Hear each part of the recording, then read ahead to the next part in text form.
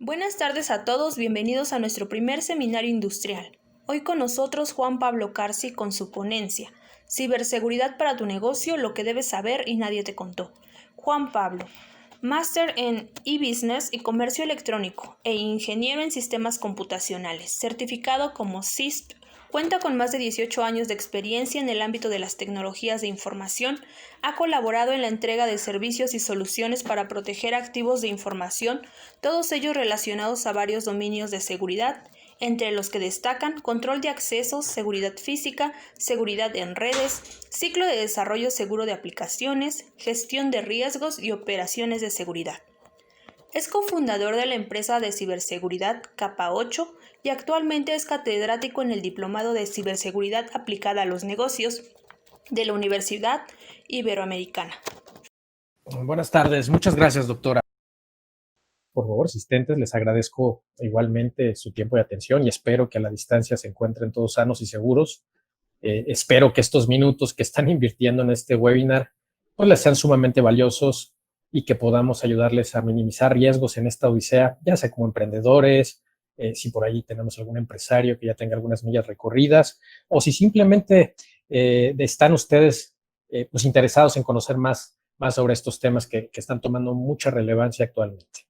Quisiera, en nombre de Capa 8, la empresa que represento, hacer un agradecimiento especial al Instituto de Investigaciones en Materiales de la Universidad, a todo el equipo que estuvo coordinando y con quien estuve en contacto previamente. La verdad es que agradecemos y apreciamos mucho el contacto, pues por darnos la oportunidad de conversar con ustedes sobre esos temas que consideramos, insisto, son muy urgentes de atender y pues que además son muy importantes en las estrategias de transformación digital, que entiendo es uno de los ejes rectores, digamos, de toda esta iniciativa de promover información relacionada con tecnologías de la información y precisamente de transformación digital. Nos da mucho gusto saber que en la universidad se comparte nuestra visión de proteger a las organizaciones. Y pues, igualmente, sin mayor preámbulo, vamos a iniciar. En la imagen ven a Ernest Hubbard. Hubbard fue un aclamado escritor y filósofo estadounidense. Él fue muy reconocido por el ensayo Un mensaje García. Seguramente lo recordarán en sus clases de literatura e incluso tal vez de filosofía en la preparatoria. Y bueno, pues ya tiene más de un siglo que expresó esta frase. Una máquina puede hacer el trabajo de 50 hombres corrientes, pero no existe ninguna máquina que pueda hacer el trabajo de un hombre extraordinario.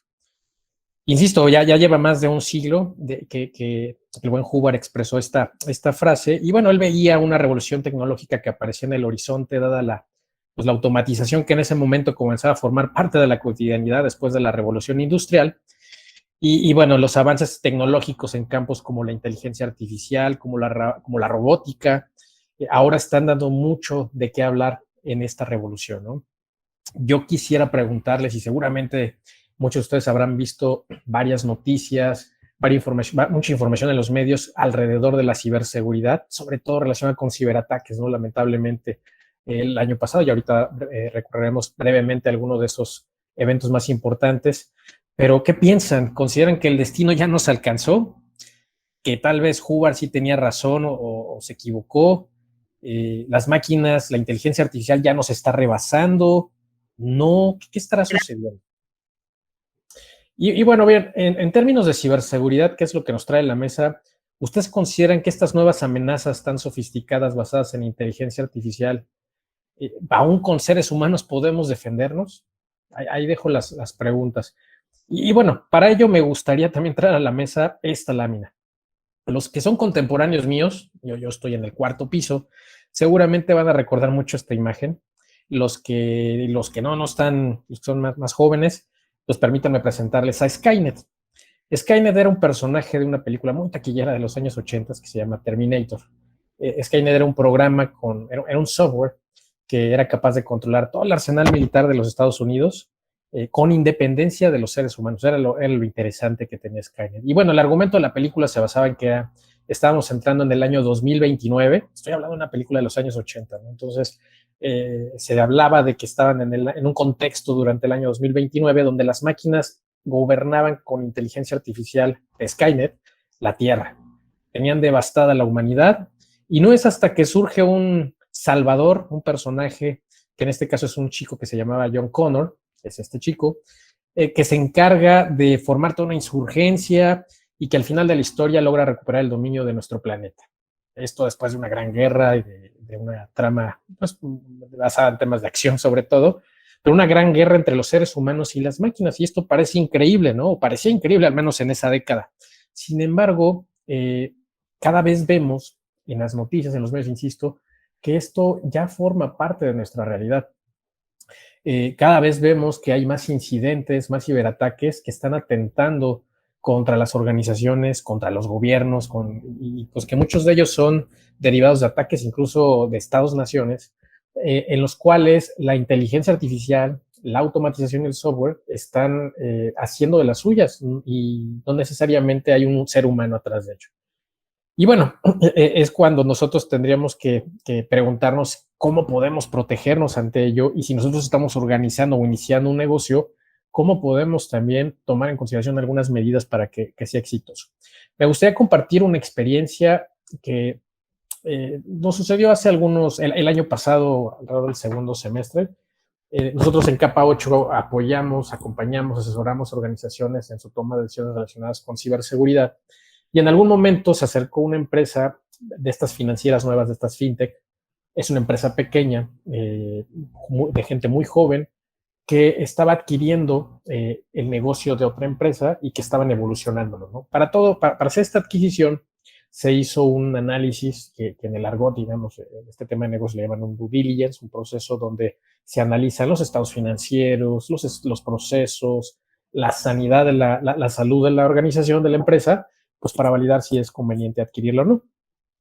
Al final de todo este ejercicio, estas dos empresas deciden generar y concluir con la transacción y pareciera que todo era un acuerdo muy sano y muy interesante, ¿no? La nueva aventura de estos empresarios con su nueva fintech parecía que iba a ir todo muy bien y viento en popa. Sin embargo, de pronto, a los pocos meses de comenzar a operar, les aparece este mensaje en sus servidores. Algunos probablemente ya estén familiarizados con esta ventanita y espero que no hayan sido víctimas de ello. Para los que no, les comparto que es una ventana que habitualmente aparece cuando uno de estos malwares que existen en el ciberespacio, que se llama, es una especie de malware que le llamamos ransomware, de pronto cifra los accesos o los archivos, mejor dicho, de los servidores, en este caso de los servidores de esta financiera, y ya no pueden ser accesibles a menos que se pague una recompensa por ellos. Entonces es un secuestro en despoblado, básicamente, ¿no? Porque no sabes ni quién te está secuestrando la información, no sabes en dónde están, no hay manera de rastrearlos por la naturaleza en la que se lleva este ataque.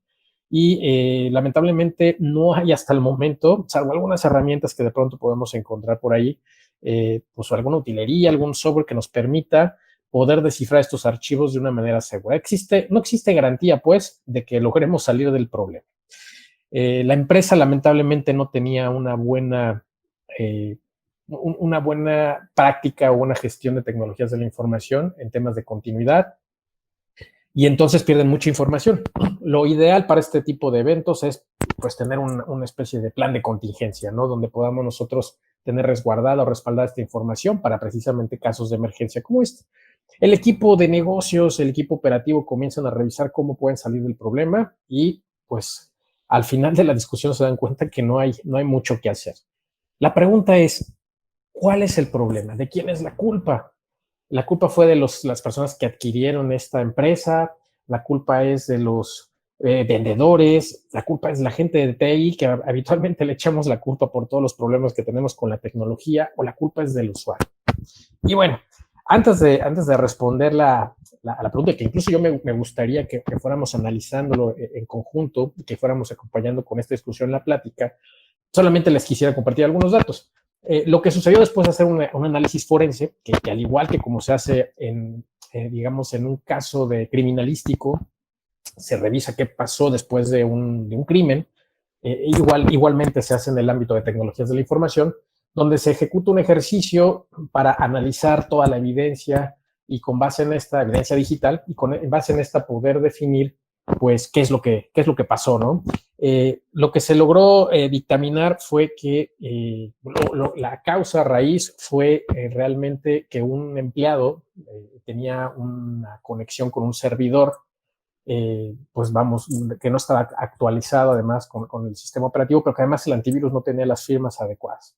Y el ataque se perpetró muchos meses antes, inició el ataque muchos meses antes, pero bueno, a través de esta puerta de entrada a la organización fue que se logró insertar esta pieza de código malicioso que llamamos malware, en específico el ransomware, y comenzó a cifrar todos los archivos de la organización. Se cifraron cerca de 30 servidores. Estoy hablando de una empresa que tenía cerca de 50, 60 servidores. Imagínense, más de la mitad de los servidores totalmente inservibles, sin capacidad para operar y sin un plan de contingencia adecuado, ¿no? Entonces, pues imagínense la frustración de las personas que acaban de adquirir esto. Insisto, gente joven, con muchos sueños, invirtiendo y apostando dinero que no necesariamente era de ellos, ¿no? Que a través de estos métodos o mecanismos para autofinanciarse a través de crowdsourcing y demás, lograron conseguir el dinero y pues ahora en una empresa tecnológica se enfrentan a este tema. Es realmente muy, muy complicado. Ahora, realmente yo les comentaba que la causa raíz era esa, ¿no? Pero hay muchos otros factores que debemos de tomar en cuenta para que este tipo de eventos no se repliquen. Vamos a irlos desgajando juntos. Antes de ello, me gustaría platicar algunos conceptos que me parece que son muy interesantes. Primero, tenemos que entender qué es la ciberseguridad.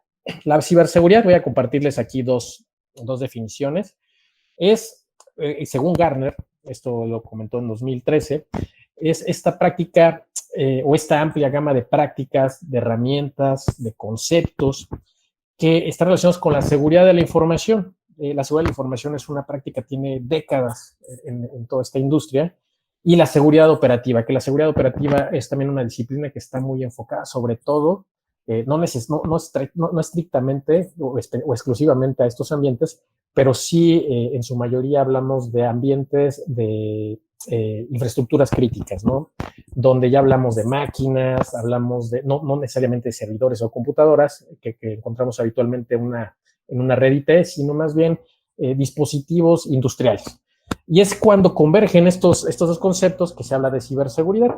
Y bueno, aquí hablan de una característica importante. La ciberseguridad es distintiva en la inclusión del uso ofensivo de la tecnología para atacar adversarios. Es decir, desde el punto de vista de Gartner, es factible el poder atacar a una persona que nos está a su vez ofendiendo o intentando impactar de alguna manera a través de nuestros sistemas digitales para nosotros poder defendernos. Por otra parte, el NIST, que es un framework, un marco de trabajo que es prácticamente utilizado pues como referencia en todo el mundo, pero que es creado por la Agencia de Seguridad de los Estados Unidos, habla que la ciberseguridad es la habilidad de proteger o defender el uso del ciberespacio de ciberataques, ¿no? Suena tal vez demasiado general el concepto, porque además ahora está de moda muy el concepto o el término cyber, ¿no? Lo utilizamos para prácticamente todo. Y además es curioso porque el tema de cibernética realmente es un tema o un concepto con unas raíces antiquísimas, ¿no? Hablamos de los griegos que utilizaban este concepto, pues, para hacer referencia a los barcos y la navegación y todo este tema, ¿no? Pero, hablan del ciberespacio y por eso se entiende todo este lugar donde tenemos sistemas interconectados. Habitualmente podríamos definir el ciberespacio como Internet. Sin embargo, existen otro tipo de redes que están también conectadas con este Internet o con estas redes que tenemos en nuestras organizaciones, y a esto le podríamos llamar también un ciberespacio. Y bueno, a mí me gusta mucho esta definición en particular, que es de la ISACA. La ISACA es una organización también de la industria, muy relacionada con temas de auditoría, que habla de que la ciberseguridad es la suma de los esfuerzos invertidos en el tratamiento del riesgo cibernético. Cuando hablamos de riesgo, hablamos de todo este cálculo de amenazas, o sea, de poder identificar cuáles son nuestros activos de información, cuáles son estos riesgos, cuáles son estas amenazas, y poder simplemente identificar y ponderar a qué estamos expuestos. Imagínense que si hacemos una analogía con nuestros autos, nosotros compramos un seguro. El seguro es un control, es una medida de seguridad que adquirimos para protegernos ante un siniestro. ¿Estamos seguros que nosotros vamos a tener un evento? Pues no lo sabemos. Sin embargo, sabemos que existe cierta probabilidad con base en estadísticas, con base en eventos que hayamos tenido nosotros, con base en las características también de nuestros autos y con base en ellos que decidimos adquirir un seguro. E inclusive ese costo del seguro puede ser más alto o más bajo dependiendo también de los atributos que tenga nuestro vehículo. Si llevamos esa misma analogía a las organizaciones, hablamos prácticamente de ciberseguridad como este tratamiento de estos riesgos cibernéticos. ¿Cuáles son esos activos? Ya no hablamos del auto, hablamos de nuestra organización. En vez de hablar de qué modelo, qué características tiene mi auto, hablamos de qué activos de información tengo en la organización, ¿no? Entiéndase por activos de información, mis sistemas, mis procesos, mi información intelectual, mi propiedad intelectual y mis finanzas, ¿no? Y todos esos activos permiten que la maquinaria se mueva. Entonces es cuando jugamos con estos elementos para poder definir qué medidas de seguridad tenemos que habilitar o implementar para que nuestro riesgo disminuya. Por supuesto, las medidas de control para mitigar ese riesgo tienen que ser menores al costo que implicaría que se perpetrara un incidente, ¿no? Imagínense que el costo del seguro para proteger mi auto fuera mucho mayor que el costo del auto, no tendría sentido, ¿no? Exactamente es el mismo concepto. Así de sencillo me gustaría que lo pudiéramos hacer la analogía. Ahora bien, hay tres propiedades en la ciberseguridad que son muy importantes. Son las básicas. Hablamos básicamente de la CIA, ¿no? Y no hablamos aquí de la agencia también de inteligencia de los Estados Unidos, sino que hablamos de la confidencialidad, la integridad y la disponibilidad, son las siglas en inglés, que básicamente hablan de la manera en que tenemos que proteger, son estas propiedades, tres grandes aristas, que hablan de cómo debemos de proteger a los datos en una organización. La confidencialidad trata de que solamente debemos de permitir el acceso a estos datos a las personas que lo requieran. Por eso un dato tiene que ser confidencial. La integridad habla de que esos datos no pueden ser manipulados, alterados o modificados, sino solamente por las personas o por los entes entendamos un sistema, un proceso de información, autorizados para ello, ¿no?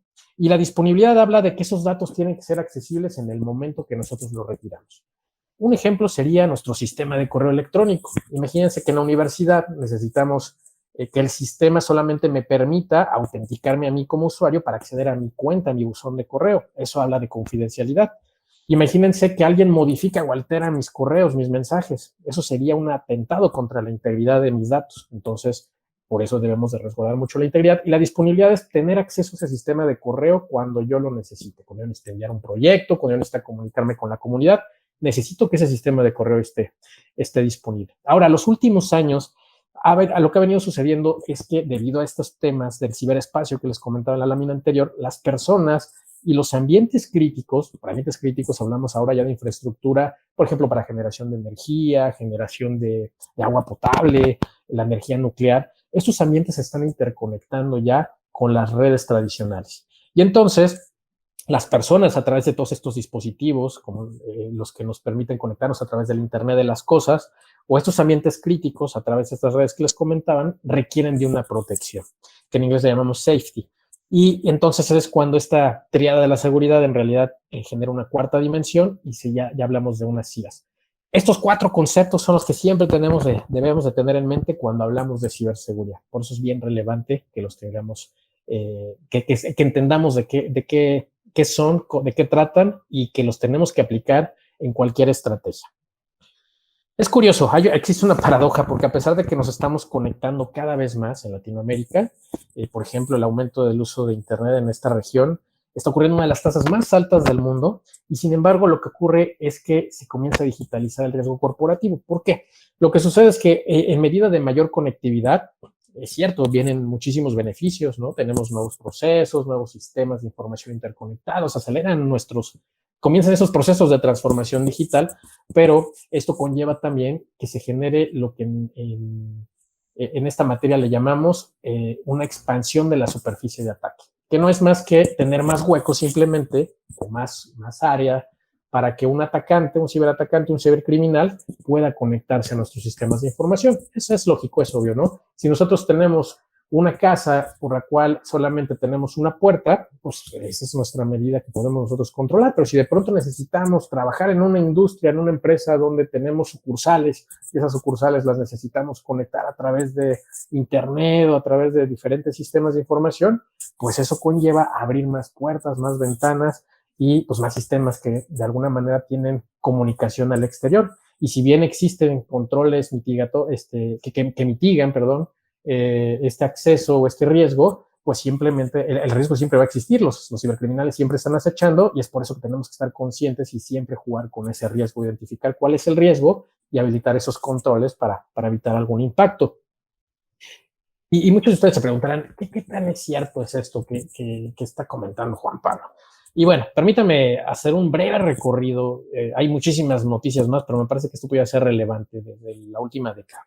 Hablamos de que todo esto comienza con un gusano que le llamamos Stuxnet, que fue muy famoso por ahí de 2010, donde se habla de que el gobierno de Israel, el gobierno de los Estados Unidos, intentó, dada la tensión que existía con Irán, discúlpenme ustedes, intentó a través de un malware, por primera vez a través de un dispositivo, de una pieza de código malicioso, infectar los sistemas de una planta nuclear básicamente para dejarlos sin operar. Ese es un incidente muy relevante. Después comenzamos a ver cómo existe daño físico en algunas otras industrias, por ejemplo, en unos hornos en Inglaterra que incluso lastimaron personas. Esto fue muy grave. Discúlpenme. Hablamos de de accidentes que afectan a personas, la integridad física de personas. Hablamos de que en la tensión política existía entre Ucrania y la Unión Soviética, bueno, ahora Rusia, derivada de toda esta historia no antigua con la Unión Soviética, de pronto hubo un apagón nacional, ¿no? En 2017, derivado de un ciberataque. Hablamos seguramente recordarán esto porque salió mucho en las noticias, tuvo un gran impacto mediático en 2016, cuando se conectaron, se tomó control de todos los dispositivos de cámaras, en particular por todo el mundo, se tomó control y se desvió todo ese tráfico para impactar a una serie de data centers, de estos servicios que existen para brindar tecnologías de la información, conectividad a grandes empresas, sobre todo en los Estados Unidos, y de pronto pues lo que sucedió es que colapsaron el Internet. Por supuesto, temas que tienen que ver con privacidad, ¿no? ¿Quién no recuerda Panama Papers, donde mucha información se filtró a través precisamente de vulnerabilidades en sistemas digitales? Y bueno, ni hablemos de las elecciones, no estas, sino las pasadas, cuando se habla mucho y ahí existe evidencia de que los sistemas de elecciones fueron hackeados, como se dice en el argot, ¿no? Se habla de una intromisión del gobierno ruso y que de alguna manera, incluso hay evidencia de que en los sistemas de correo electrónico del partido demócrata en ese entonces, cuando Hillary Clinton estaba como candidata, pues fueron totalmente vulnerados, se recabó información confidencial y bueno, que de alguna manera se persuadió a muchos usuarios, muchos ciudadanos para que votaran por Donald Trump. Ya sí podríamos estar hablando de muchas historias de terror, por supuesto estas ventanitas que de pronto se acordarán de WannaCry, ¿no? Que hace algunos años colapsaron también Internet, muchas organizaciones estaban totalmente asustadas por lo que estaba ocurriendo, no entendían qué estaba pasando. Y bueno, yo recuerdo que en Europa sobre todo había hospitales, agencias de gobierno, organizaciones de telecomunicaciones que se estaban cifrando sus computadoras y no tenían idea de qué es lo que estaba pasando. Por supuesto, México no es ajeno a estos temas, pero antes me gustaría tocar esta noticia que fue muy, muy importante. De pronto el aluminio, a través de un ciberataque a una empresa que se llama Hydro en Noruega, es afectada por un ciberataque de la misma naturaleza, un ransomware, afecta la producción de aluminio y de pronto este hecho provoca que los precios se incrementen de una manera dramática por todo el mundo. Entonces hablamos de que la ciberseguridad, con este ejemplo quisiera concluir, que la ciberseguridad no es un tema tecnológico, es un tema de negocio. Aquí hablamos de que una materia prima tan importante como el aluminio fue afectada por un ciberataque. Y por supuesto hablábamos de nuestro país, donde Pemex, seguramente recordarán, el año pasado, en 2019 ya, pues tuvo problemas muy serios y así durante 2020 también vimos de manera recurrente ciberataques y algunos eventos muy desafortunados en diferentes organizaciones del gobierno federal, ¿no? Nadie es ajeno a esto, todos podemos tener problemas de cualquier tipo y las organizaciones, que esto también es importante, las organizaciones sean chiquitas, medianas o grandes, pueden ser afectadas, porque en ocasiones también escuchamos, oye, y como que ¿para qué le interesaría a un cibercriminal mis datos como persona, no? Oye, yo tengo una pyme, ¿qué le puede pasar a mi pyme? Yo tengo 5 empleados y realmente vendo mis proyectos y ¿qué podría pasar? Y lamentablemente es un tema tan actual y tan crítico que creo que podrá quedar evidenciado con la siguiente lámina. Antes, por supuesto, quisiera hablar de este tema, de esta noticia, no quisiera dejarla pasar. Esto fue hace también no más de 3 años, 4 años, cuando las fuerzas de defensa de Israel atacan en una operación militar a un edificio, pero el objetivo no eran personas, no era un comando, el objetivo era remover o destruir la computadora donde se estaban desarrollando un malware, ¿no? Y acabábamos del Hamas CyberHQ.exe, ¿no? Y aquí lo comentaron en Twitter, pueden encontrar esto, es público, donde ellos comentaban que el gobierno pues, habían tenido una operación satisfactoria y habían terminado con el objetivo. Y el objetivo era un malware. No hablábamos de crimen, de personas, no hablábamos de un ejército, un batallón, nada. Hablábamos de software. Es aquí cuando ya hablamos de ciberguerra y otros conceptos relacionados con ciberseguridad, pero a eso estamos llegando. Entonces yo creo que eso, respetando estos comentarios de Hubbard, me parece que ya estamos rebasados. ¿Qué tan importante es la ciberseguridad? Bueno, pues permítanme compartirles esta estadística que es el panorama de riesgos globales que el Foro Económico Mundial comparte, donde pone a los ciberataques en un cuadrante donde existe la mayor probabilidad y el mayor impacto que pueden causar una organización, los ciberataques. Tan grave es el impacto que pueden causar y tan alta es la probabilidad de que esto pase, de que se está comparando este riesgo global con temas como desastres naturales, como lo pueden ver, crisis de agua, temas de migración, en fin, hay temas tecnológicos que realmente pueden afectar a nuestra sociedad, a nuestro mundo, y los ciberataques son el principal riesgo tecnológico que existe actualmente. Y bueno, ¿qué sucede con las pymes, no? Ya hemos hablado mucho de lo que sucede en el mundo y de todo esto. Bueno, sabemos que actualmente en México los ciberataques a las empresas les están costando alrededor de 1.2 millones de pesos, según KPMG en 2020. Sabemos que el costo promedio de un incidente cibernético para una pyme equivale a $317,000 al año, según la OEA. Y bueno, yo creo que esto es para poner atención, ¿no? Yo sé que a muchos de nosotros nos cuesta esfuerzo, inversión de dinero, por supuesto, poder echar a andar un negocio, poder tener una organización sana. Pero si ese dinero no lo invertimos o no habilitamos estos controles de seguridad, es como tirar dinero a la basura o quemarlo, ¿no? Que es peor. Hay algunas cifras estadísticas importantes y yo creo que esto nos va a ayudar a entender de qué se trata el problema. El costo promedio de una brecha de datos es alrededor de $3.86 millones a nivel global. Es decir, el promedio de una organización es ese, ¿no? Cuando existe un incidente. En Latinoamérica puede ser menor, hablamos de alrededor de $1.8 millones. Tú me dirás, oye, entonces posiblemente hablas de grandes corporativos, ¿no? Y sí, en efecto, no podemos comparar la economía de un gran corporativo con una pyme. Sin embargo, el costo proporcional por incidente de seguridad, por registro perdido y por número de empleados es mayor de una empresa pequeña a un gran corporativo. E incluso una pequeña organización puede desaparecer totalmente en comparación con una empresa que tiene más recursos, ¿no? Debido a un ciberataque. Y esto ocurre día tras día. No es algo, no es paranoia mía ni las estadísticas lo dicen. ¿Cuánto tiempo puede tardar un ciberataque? No es algo que sucede en un día. Habitualmente este tipo de ataques más sofisticados puedes estar el tiempo promedio de 280 días. Fue algo parecido al ejemplo que les compartí al inicio. Cuando estábamos platicando con esta organización, se detectaron accesos a las computadoras de estos usuarios que llevaban cerca de 6 o 7 meses, donde no solamente fue el acceso, sino que se estaban comunicando a diferentes computadoras, estuvieron cambiando contraseñas de administradores de sistemas, en fin, estuvieron haciendo varias actividades para ir preparando el camino para que se pudiera perpetrar y concretar el ataque. 80% de las brechas tienen relación con datos personales. Y ahí está la clave. ¿Por qué interesa tanto el dato personal a un cibercriminal? Porque a partir de esto se pueden ejecutar otro tipo de delitos que pueden darles algún beneficio económico. Por ejemplo, la suplantación de identidad. No saben la cantidad de fraudes y de estafas que se realizan en nuestro país que son derivadas de una brecha de datos personales, obteniendo acceso a seguros de gastos médicos, a, por supuesto, estafas a bancos, En fin, hay una gran cantidad de información y de dinero que se puede recabar a través de suplantar la identidad de una persona. ¿Cuánto cuesta un registro? $150 aproximadamente, ¿no? En promedio. Esto es de una encuesta que se hace a nivel global por el Instituto Ponemon, que es muy reconocido a nivel global en esta industria, y además de la empresa IBM.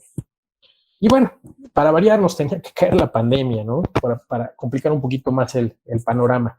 ¿Qué ha pasado? Bueno, pues la pandemia ha sido un hito histórico, pues ya sabemos, ¿no? En todos los ámbitos, particularmente en la tecnología, hizo a muchas organizaciones acelerar sus procesos de transformación digital. Yo hablo, o me gusta utilizar la frase de que muchos tuvimos que cambiarle la llanta al auto cuando estaba en movimiento. Bueno, esto por supuesto que complica demasiado a una organización pequeña el que pueda salir avante, ¿no?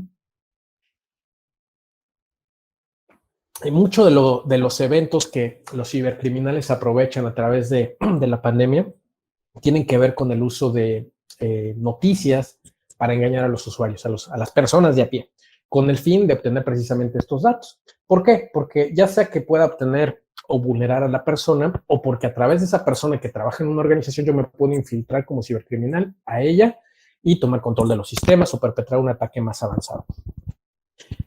Por ejemplo, hablamos de este tipo de noticias, ¿no? Se incrementaron los ataques de cibercriminales. No me gusta utilizar a mí mucho la palabra hacker porque desde mi punto de vista tiene una connotación más bien positiva, pero bueno, se aumentan los ataques de cibercriminales que se aprovechan de este coronavirus.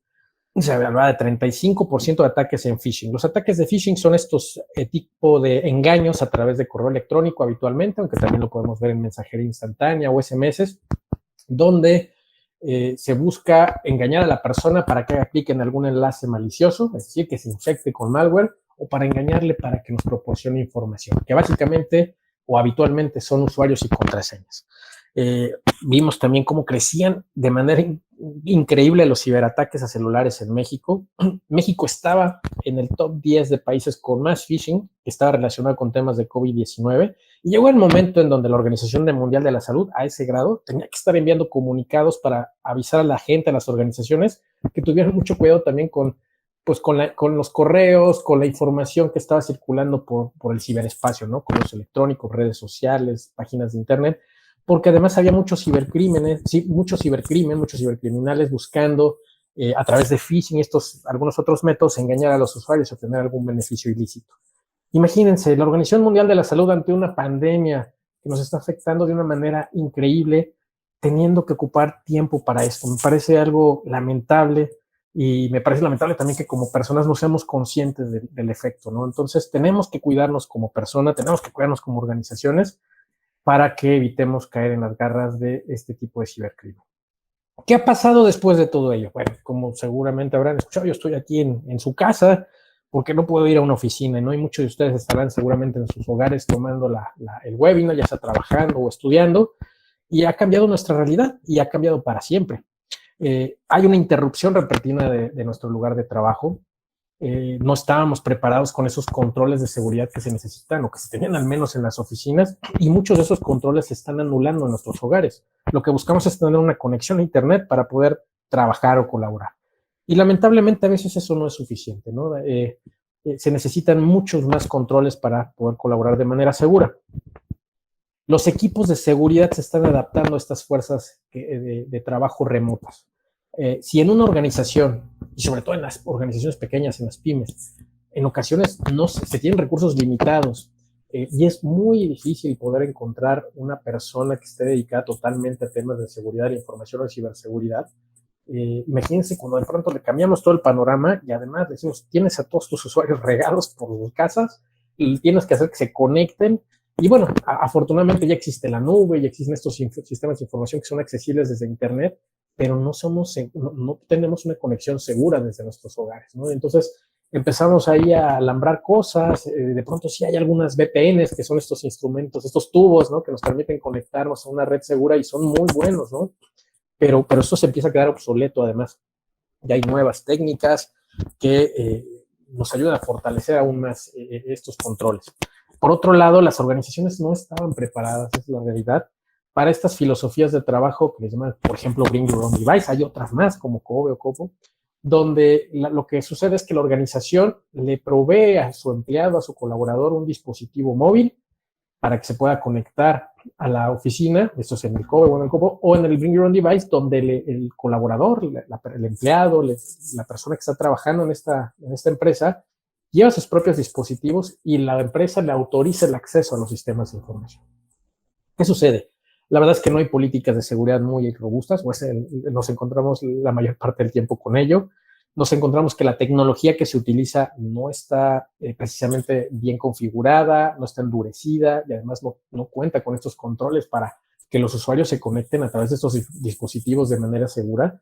Imagínense que de pronto estamos compartiendo el Facebook, el Instagram o nuestras redes sociales con la información de la organización y viceversa, ¿no? También en la organización pudieras de pronto tener información personal que no tendría por qué la empresa estarse enterando de ella, ¿no? Ese es el riesgo. Ese es el riesgo y a través de este tipo de situaciones, de circunstancias, es que han existido un sinfín de brechas de datos. Además, pues estamos dejando la protección en manos del usuario final, ¿no? En manos de la persona que necesita sacar el trabajo, que necesita estudiar como sea. A él no le importa la seguridad. Si alguien está desarrollando software, lo que le interesa es que el software funcione y lo tiene que entregar. Si alguien tiene que hacer un proyecto de investigación, lo tiene que sacar a cómo dé lugar, ¿no? Y además hay tiempos. Entonces, si la seguridad, cuando no existe una cultura alrededor de ella, no es precisamente lo que pues se incrementa el riesgo, ¿no? Y además, si estos usuarios no son precisamente capacitados, entrenados, conscientes de estas amenazas y estos riesgos que existen en el ciberespacio, pues estamos actuando de una manera, me parece que hasta negligente, ¿no? Dejarles toda esa protección en sus manos. Finalmente, nos encontramos, por supuesto, ante cibercriminales motivados que, aprovechando de todas estas nuevas circunstancias, buscan sacar provecho. Una estadística interesante para los proyectos de ciberseguridad o seguridad de la información, líderes para este año van a ser los relacionados precisamente con el fortalecimiento de los ambientes de trabajo remotos. ¿Cuáles son estos riesgos? Seguramente muchos de ustedes ya los habrán ido descubriendo durante la charla, pero voy a enlistar algunos, al menos los más obvios. Uno, estafas por correo electrónico. Actualmente nos encontramos ante un panorama donde existen muchas estafas por correo electrónico. Les puedo compartir, por ejemplo, que el año pasado nos encontramos muchísimos casos en donde los directivos de las organizaciones, sobre todo, están siendo víctimas o están siendo el objetivo principal de cibercriminales. A este tipo de ataque le llamamos ataque BEC, porque ellos son las personas que autorizan transacciones financieras, ¿no? Entonces, se ha dado casos, imagínense, donde equipos de fútbol hacen una compraventa de un jugador, engañan a alguien, a algún directivo que tiene el poder de la firma, y de pronto autorizan de manera indebida algo, ¿no? He escuchado de muchas empresas, nos ha tocado casos donde empresas de directivos suplantaron su identidad o engañaron a las asistentes suplantando la identidad de un directivo y hacen la estafa por correo electrónico, ¿no? El phishing es uno de los métodos más recurridos. Los controles de seguridad debilitados. Si no tenemos un control mínimo, el riesgo se incrementa. Acuérdense que simplemente es un tema de jugar con el riesgo. Los ataques a las infraestructuras de trabajo remoto es una situación obvia, pero es algo que está sucediendo cada vez más. O sea, las estadísticas sí lo están evidenciando. Los errores y las soluciones creativas. Sabemos que muchos de nosotros, cuando tenemos que sacar el trabajo, buscamos hacerla de la manera más rápida y fácil, ¿no? Como buenos mexicanos, no me gusta usar mucho tampoco esa frase, porque me parece que somos nosotros muy ingeniosos. Pero bueno, en ocasiones queremos crear algo, salirnos del proceso y dado eso, provocamos un problema mayor. Los insiders, que son estas personas que están en la organización, o los compañeros de casa que son maliciosos, ¿no?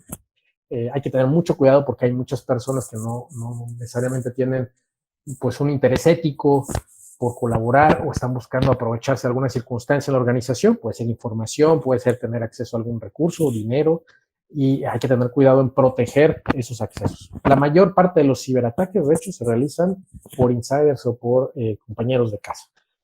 Estos son algunos de los, ya técnicamente hablamos de estos tipos de ataque, ¿no? De los ataques dirigidos a los CEOs, que eran los que les comentaba, o le llaman también walling, como caza de ballenas, el compromiso de credenciales, el cryptojacking, ahorita está muy de moda con este tema de las criptomonedas. Muchos cibercriminales ahora están aprovechándose también de los recursos de la organización, recursos computacionales, por ejemplo, procesador, memoria, de los servidores, y que sin que se den cuenta están minando criptomonedas, ¿no? Con el fin de que sus billeteras junten estas monedas con recursos de terceros, por supuesto, ¿no? Y eso afecta a la organización porque sus procesos de negocio que necesitan de esos recursos, pues están ocupados, ¿no? Entonces eso es preocupante y es un riesgo alto. Las descargas por maliciosas, el malware, el phishing y el ransomware. Kevin Mitnick, que era una persona muy conocida en el medio, fue uno de los hackers más conocidos en la década de los 80s, 90s, por intromisiones, incluso hay películas por ahí, les recomiendo que si están interesados en el tema. Hablaba de, bueno, lo que sucedió con este señor es que hackeaba, o sea, se introducía en los sistemas de agencias de investigación, en el FBI, por ahí algunos dispositivos que en su momento eran pues, prácticamente imposibles de hackear, como se dice en el argot. Entonces el señor lo hacía y deshacía con ellos, ¿no?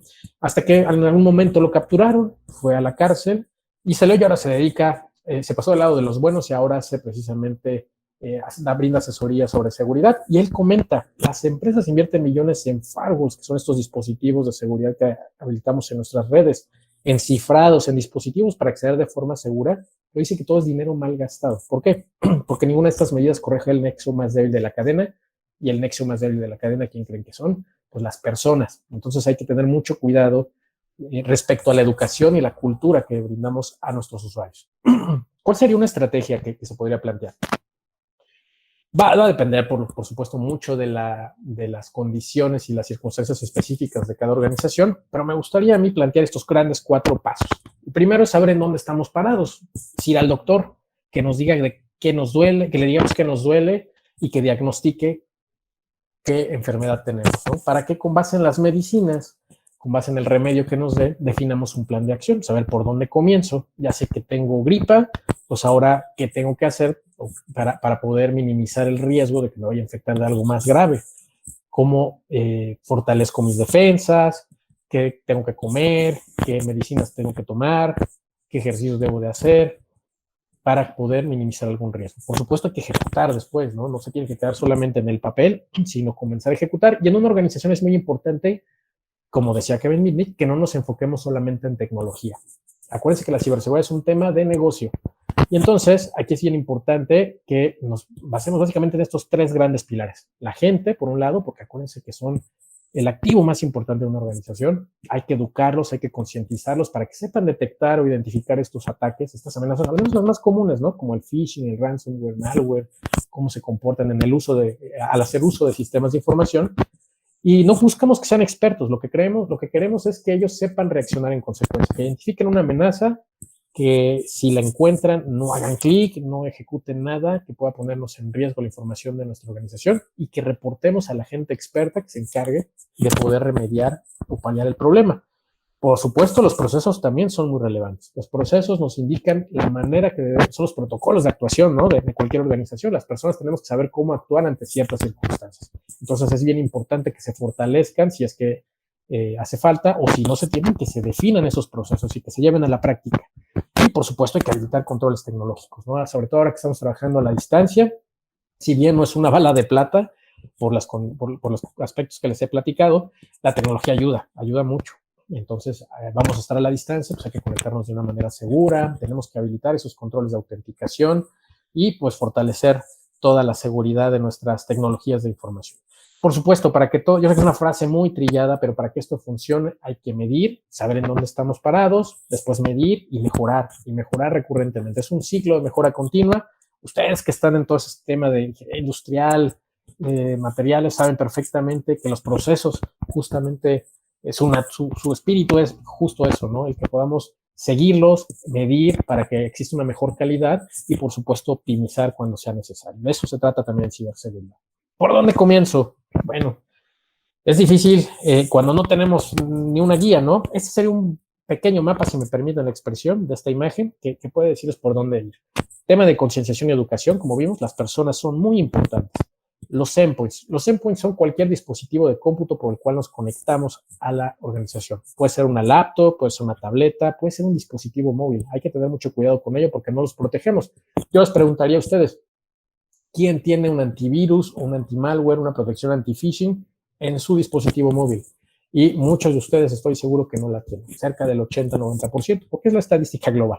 Entonces hay que buscar proteger también estos dispositivos. Por supuesto, la red, aunque no estamos físicamente en la organización, nos conectamos a la red de la organización. Entonces tenemos que establecer una conectividad segura. Esto habitualmente se hace a través de VPNs, que es el control mínimo, aunque ya están surgiendo nuevas tendencias, como hay una filosofía nueva que se llama Zero Trust, donde no confiamos en nadie, ¿no? Tienes que demostrar que eres tú y que tienes acceso y permiso, acuérdense, confidencialidad, integridad y disponibilidad, que tienes tú la autorización para acceder al recurso que se quiere y solamente te lo doy a ese recurso.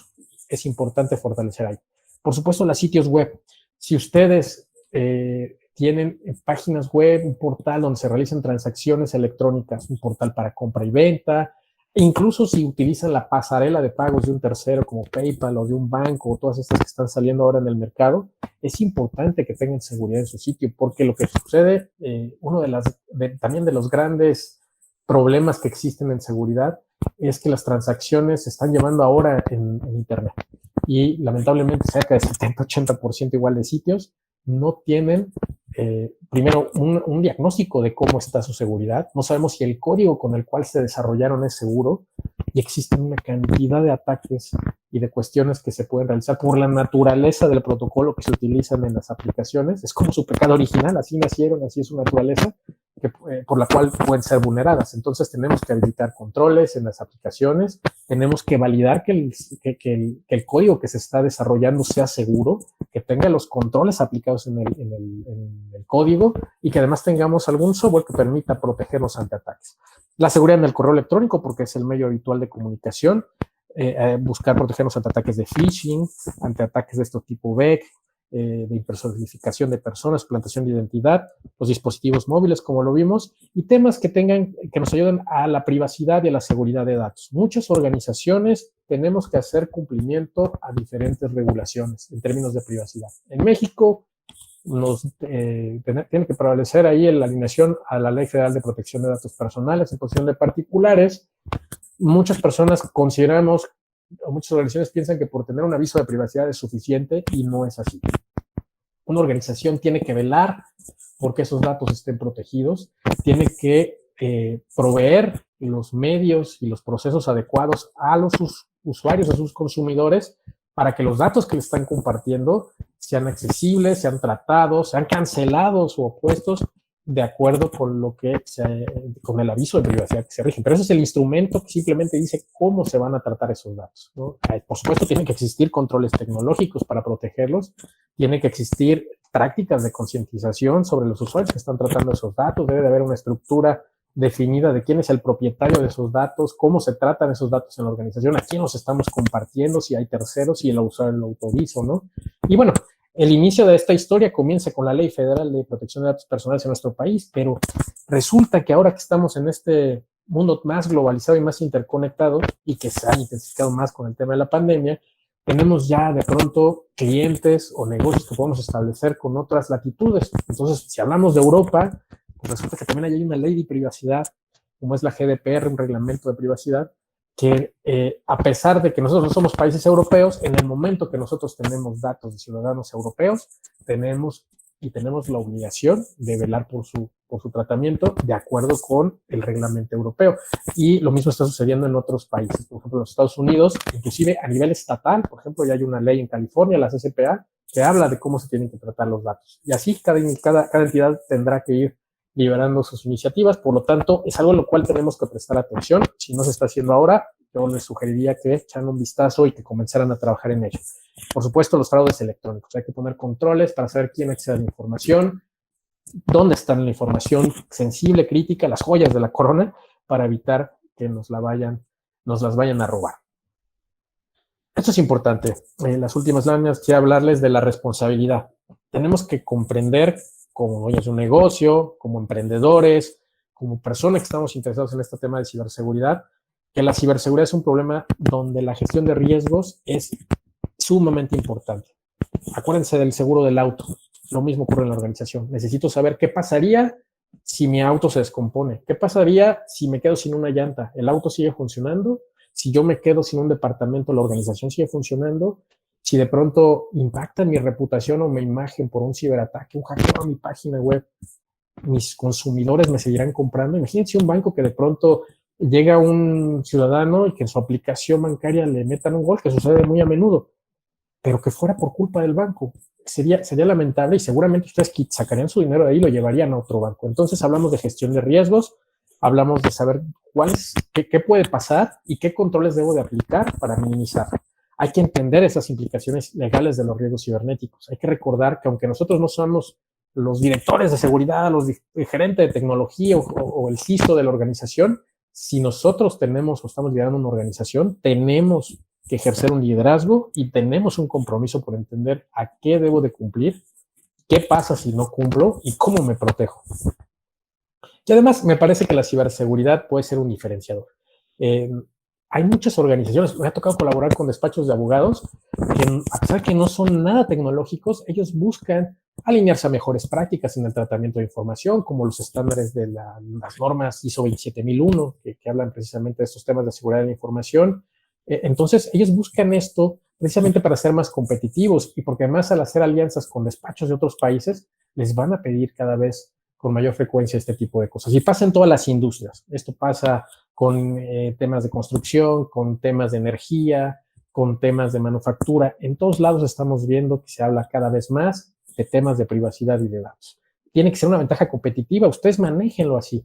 Si en una organización hablamos de que yo hago bien mi chamba, pero que además lo hago de manera segura, que cuido la privacidad de mis usuarios, seguramente eso va a ser una ventaja competitiva para ustedes. Hay que volverse un digitalizador seguro. Estos son algunos de los beneficios. Seguramente algunos serán obvios o les habrá caído el 20 cuando hablamos de ellos, y esto lo dice la OEA. Pero bueno, uno es la ventaja competitiva, mejorar esa eficacia en función de esos costos. Hay que cuidar la reputación de la empresa, contribuir por mantener la integridad de la infraestructura, proteger la confianza de los consumidores, demostración directa de la responsabilidad corporativa, en fin. Y con esta lámina me gustaría concluir. Seguramente se acuerdan de este personaje que justamente al inicio también se hablaba de Skynet. Pues bueno, esta era, ya en las secuelas era el personaje que nos ayudaba. Y me gustaría que ustedes piensen que las personas no son el eslabón más débil en una organización, porque esto es un paradigma que hay que cambiar. Las personas son el activo más importante de tu organización y por ello debemos de convertirlas en la primera línea de defensa. El primer pilar por donde debes de comenzar en una organización cuando hablamos de ciberseguridad es la cultura. Y la cultura habla de usos, habla de costumbres, habla de la percepción, de la manera en la que concebimos la seguridad en una organización. Entonces hay que liderar, hay que educar, hay que concientizar a nuestros usuarios, por ahí empezamos y después vamos con los procesos y la tecnología, ¿no? Conviértanse en ese John Connor que hablábamos, ¿no? De la película de Skynet, y conviertan a las personas en su primera línea de defensa. Pues no me resta más que agradecerles. Aquí les dejo mis datos, ese es mi correo electrónico. De pronto ahí comparto algunas cosas en Twitter, si gustan ahí acompañarnos también. Y bueno, no me resta más que agradecerles mucho la atención. Espero que les haya sido de utilidad y agradecerle, por supuesto, al Instituto de Investigaciones de Materiales pues la oportunidad de poder estar con ustedes. Lo apreciamos mucho. Muchas gracias. Bueno, vamos a pasar a unas preguntas que tenemos en el chat. Me gustaría leerlas. Francisco nos pregunta, ¿qué deberíamos de contratar para tener un sitio web seguro en nuestra pyme y qué costo promedio tendría? Pues miren, yo considero, sin entrar en tema de marcas, ni mucho menos, que lo ideal es primero que contrates una empresa que te desarrolle tu sitio web, pero que siempre como requerimiento, además de los requerimientos funcionales que habitualmente se definen cuando vas a desarrollar una aplicación, que se definan requerimientos de seguridad y que siempre se esté pensando en privacidad. Después de que ya tienes ese producto que se va a montar en algún sitio, siempre busca habilitar controles de seguridad. Existen muchos sitios que están hosteados, empresas que proveen servicios de hosting en Internet. Hay unas muy populares, no quisiera dar nombres para no meter un gol, pero existen muchas muy populares en las cuales puedes revisar que existen algunas protecciones de seguridad. Las mínimas recomendables es que habilites un certificado digital, que de hecho seguramente en los próximos meses veremos que si no tienes un certificado digital, tu página no será visible tan fácil, al menos en todos los navegadores, porque ya viene de una evolución donde ya no se está permitiendo esto, que es ese candadito, ¿se acuerdan? El famoso candadito verde, que no garantiza que no te vayan a hackear tu página. Simplemente lo que dice ese candadito es que la comunicación entre el usuario o el visitante y el sitio está cifrada. Que alguien, si se logra intrometer en esa comunicación, no podría ver el texto en claro.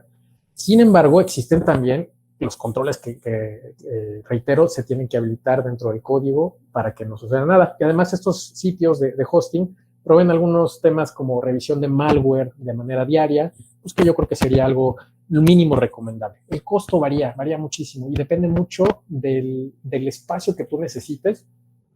Pero hay paquetes muy baratos, ¿no? Que van tal vez hasta de 1,000 pesos al año, una cuestión así, hasta, dependiendo, ¿no? El ancho de banda que necesites, el número el volumen de usuarios, las transacciones, ¿no?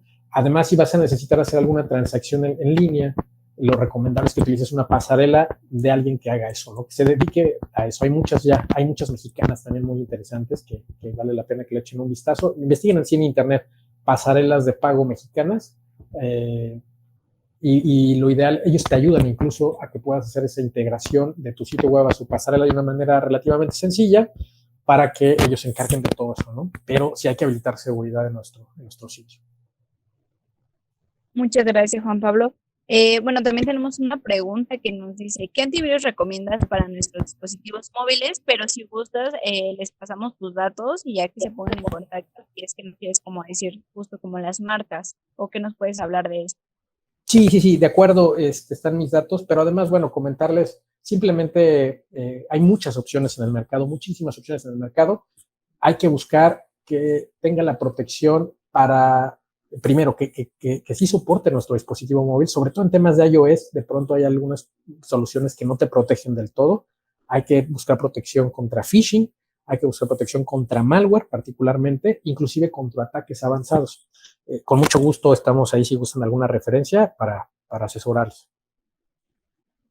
Ok, perfecto. Muchísimas gracias, Juan Pablo. Voy a pedir que proyecten la última imagen, por favor. Y asimismo le doy la palabra a la doctora Rocío. Muchísimas gracias, Juan Pablo. A la orden. Bueno, pues muchas gracias por tu presentación. De gran ayuda, sobre todo ahora, como bien comentas, con esta nueva realidad que estamos viviendo, algo que muchas veces no tomamos en cuenta, como es la ciberseguridad y cómo nos puede apoyar o en un momento dado, como bien mencionaste, también ser un eslabón, ¿no? Para no tener en cuenta estos factores. El Instituto de Investigaciones en Materiales de la Universidad Nacional Autónoma de México otorga el presente reconocimiento a Juan Pablo Carsi por su ponencia Ciberseguridad para tu negocio, lo que debes saber y nadie te contó, en el marco del Seminario Industrial del Instituto de Investigaciones en Materiales, Ciudad Universitaria, 13 de enero del 2021. Por mi raza hablará el espíritu. Juan Pablo, muchísimas gracias. Muchísimas gracias. Al contrario, ustedes, gracias por la oportunidad y el espacio, y pues estamos a sus órdenes.